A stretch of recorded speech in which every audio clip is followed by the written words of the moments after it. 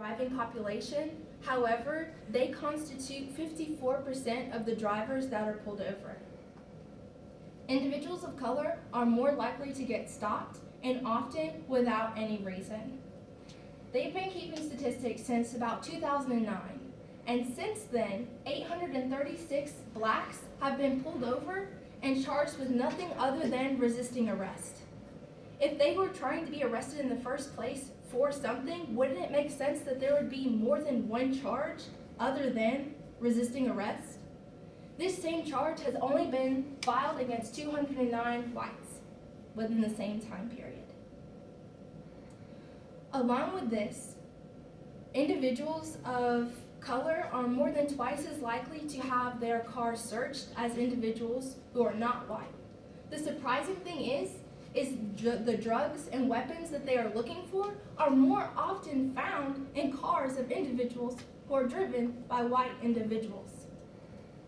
Lastly, the article talks about how police officers are more likely to use force against individuals who are non-white when the situation does not call for force. So in these instances, the individual has not been forceful to the police officer, but the officer still reacts in force.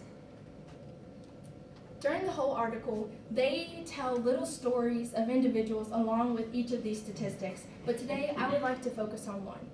And this is the story of Marie Robinson, who is 60, and James Field, who is 52.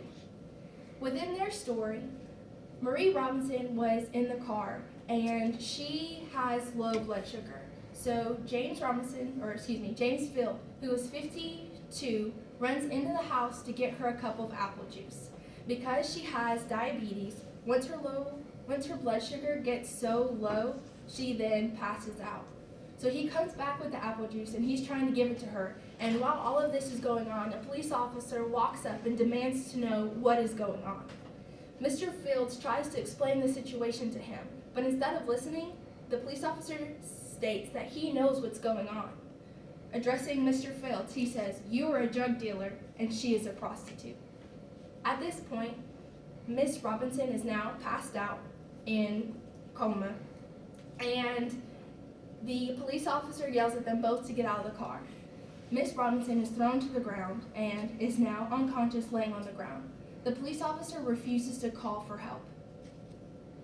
They are both charged with resisting arrest, and when Mr. Fields says, why am I being charged with this? He said, "Add assault to the record because you just hit a police officer." Mr. Fields had not hit the police officer, but because of this charge, he was suspended from work as a manager at the local Walmart. And along with this, he was unable to pay his bills because he was unable to work. He needed his job desperately, and he ended up writing a letter to the police station apologizing for what happened.